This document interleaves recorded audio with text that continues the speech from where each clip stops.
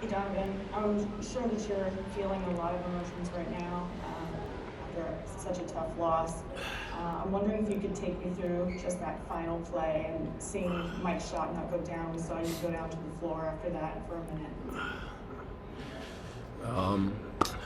Gary kind of jumped out, spun. I didn't even know where he was, and he made a play. And then Mike made they missed the layup, and Mike came down, and it looked good, man. But sometimes it's just the way it works. Yeah, that's credit to them. They made a play. Credit to Jokic for making the hook shot. Yeah, we fought hard and came back, man. I go to war with any one of these guys in the locker room, any one of these coaches. We could have easily chalked it up in the first half and said, well, but we have grit and fight, and that's all you can really ask for as a whole. And yeah. Okay, next question will come from Jonathan Scott, TNT. Everything that's happened in the bubble, as the journey comes to an end, what's your last words and your experience here in the NBA? The NBA did an incredible job, is doing an incredible job of allowing us to finish out the season, give fans exposure and us to get our message out.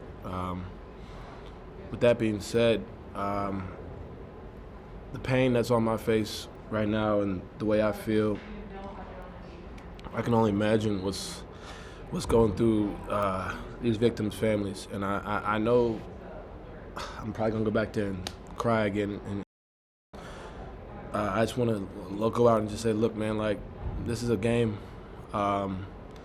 People lost their family members to police brutality and racism. I can only imagine. So I want to say that. I want to get that out there because the way that I'm feeling right now is nothing compared to that. And I appreciate the NBA and everybody in this league for continuing to push that message because it's not stopping. I just wanted to say that whether we won or lost, that was going to be the first thing I said. I forgot to say I should have said it, but yeah. Okay, next question we'll have from Eric Walden, Salt Lake Tribune. Donovan, just in the wake of that, how disappointing is it that this is a team that seemed to make strides during the season, difficult season, very up and down, a lot of things that you guys went through, and you come that close to advancing to the second round, only to fall that short. Just what are the emotions that are going through your mind right now? We shouldn't have even been in this situation. That's where a lot of the emotion comes from. There were so many things we can go to as a unit, and I think that's what hurts the most. We can go to my 8-second violation in game 1. We can go to blowing a 15-point lead in game 5. We can go to not being ready to play, not matching their level, I should say, in game 6. But yeah, like there's so many things that I just feel like we could have did, and we didn't. And I think that's just where the hurt really comes because, quite frankly, I give them credit, but I feel like we kind of eased off the gas in game 5. And we've never really been in this situation. It comes with experience as a whole. We have guys that have been experienced, but as a whole, we haven't been there as a unit, and that's on us. But I just didn't think that we should have been in Game 7. We had multiple opportunities to put them away, and they capitalized. And they're experienced. They've played in Game 7s. They played in times like this, and I got to give them credit. But there's certain things that you look back on, and we could have definitely capitalized to not even be in this position. But we'll fix it. All right, next up, Mark Spears, who's there with you. Donovan, I'm proud of you about the message that you used, the way you use your platform with these two men. Excuse me? I'm proud of the way you use your platform with these people. I'm very happy. I think the biggest thing is continuing to push, continuing to voice and use your voice. And at the end of the day, we came down here for a reason. Thank you. We came down here for a reason, and obviously to win a championship, but to spread the message. we stopped playing and continued playing because we want to continue to preach our message, not just for the game, but I'm very happy with the way things went as far as being able to come back on the floor and the NBA and the owners and us agreeing on certain things. And I hope this as these playoffs go, as everybody watches, we continue to push what's really needed in this world, man. And I've told you, Mark, I've seen both sides growing up and going to private school, being a predominantly white school, being really the only one black kids in the school. I've seen both sides. I've told you during the week I had to be one kid, and on the weekends when I was playing AAU, I was a different kid. There's two Americas, and I felt like I used my voice in the best way possible, and I'm going to continue to do that when we go home. And I just implore and encourage everybody that's here, and they've been doing a great job just to continue to push. The more these games escalate and the more they get closer to the finals and to the finals, I hope guys continue to use their voice, because people are listening and things are starting to turn. We just got to keep going. Alrighty, Tony Jones, The Athletic. Donovan, I know this might be a loaded question, but how do you guys go from being a 50-win, really good team, year after year, to being a contender? What has to be done, and do you think that some of that is on you individually? Well, when we get Bojan back, I want to say I'm proud of everybody in this locker room, because, to be honest with you, nobody picked us to even be in this situation.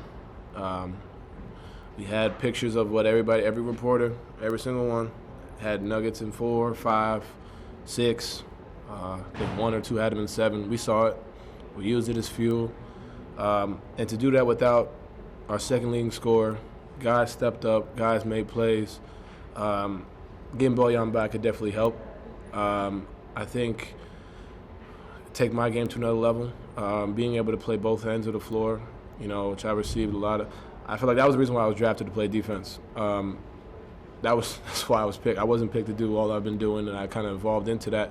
But conditioning, continue to get my body right for that next level. Continue just to build chemistry. We went from being an unsalvageable team about 3 months ago to this, and I don't think anybody outside of us expected that. And I'm happy with the way we played. Obviously not the result, but look, man, like we got things that we know we can fix, and like I said, we felt like we kind of gave certain situations where we had control of the series, and we let it get out of hand. And if you would have told us before coming here we would have had control of 3-1 of a series without Bojan, not to say I would have thought you were lying. I have faith in us, but it was something that just didn't seem, against a team like that too, just didn't seem as real as it was. And we got down here, we worked, and everybody locked in, from the rookies to the coaches. We just got to do more.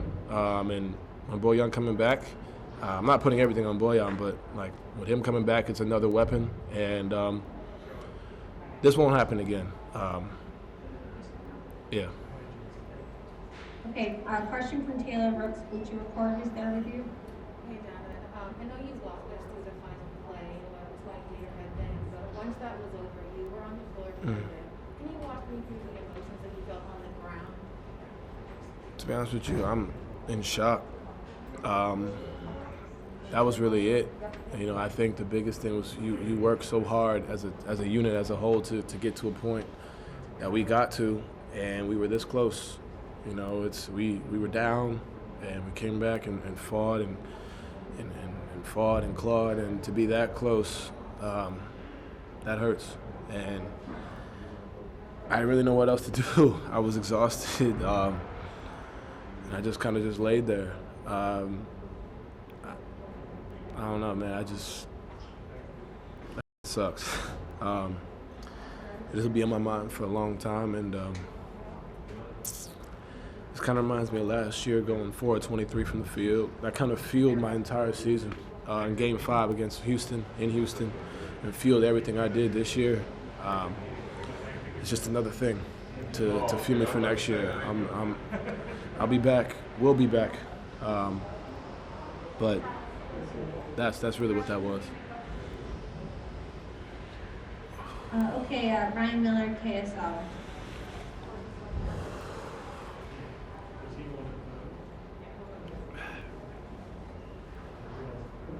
What have you learned about yourself yourself and your team having to go through this 30-day season?